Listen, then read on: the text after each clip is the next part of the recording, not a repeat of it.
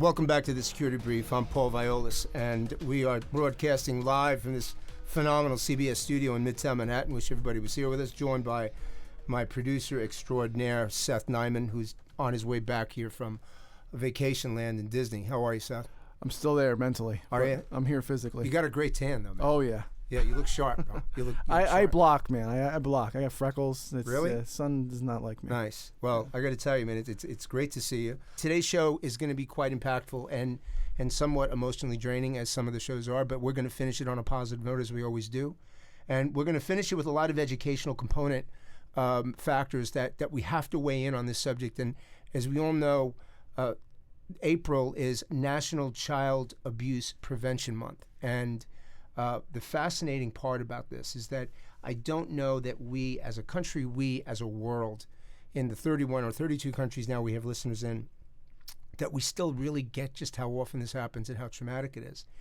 And what really promulgated this show, certainly, as I mentioned, a lot of people wrote in, wanted one, but yes, in it that it's National Child Abuse Prevention Month. But what really promulgated this show today was I was at home, I'm watching a show with my wife, and the show is Camp. So anybody who has Netflix, you need to go, when we've finished with the show, but check out Camp, C-A-M-P, on Netflix. And the reason I say that is because that is the impetus for us doing this show. I finished it, and you know, I was telling Seth earlier, you know, about my reaction to the show, and I'll give you a little peek under the tent in regards to that. It's, if anybody ever watched the movie Brian's Song, then you know that if you don't cry when you watch Brian's Song, then you just simply don't have a soul. You just have no soul whatsoever. I agree. You know? Camp is such a beautiful story about good people doing miraculous things in some of the most emotionally trying times that we have.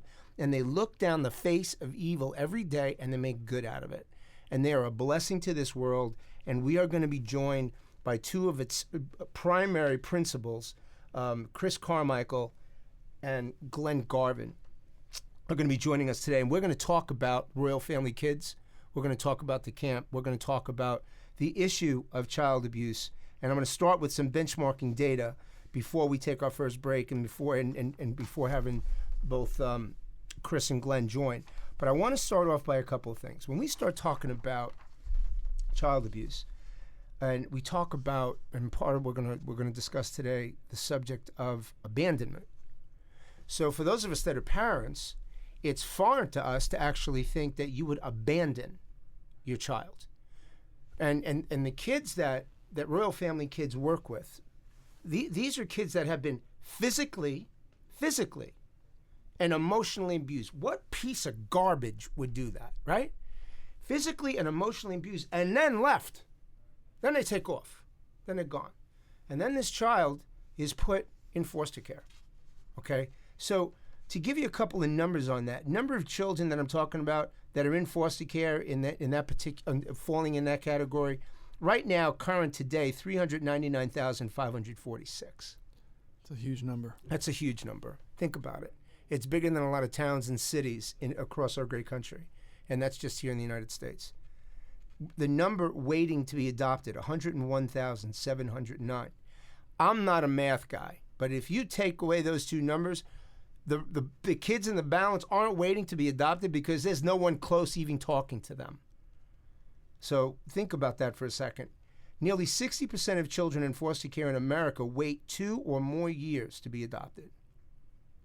Over 1/3 of youth in foster care are 13 or older. The likelihood of a 14-year-old getting adopted, less than 4%.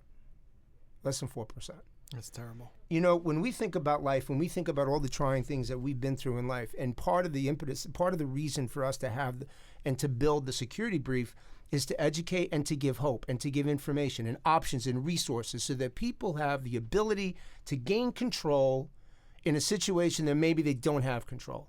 And we do that with knowledge and information, and that is powerful. So think about a couple of other things, some facts about child abuse and why it's important that we spend the time together on this show and talk about this subject. Approximately 5 children die every day from child abuse.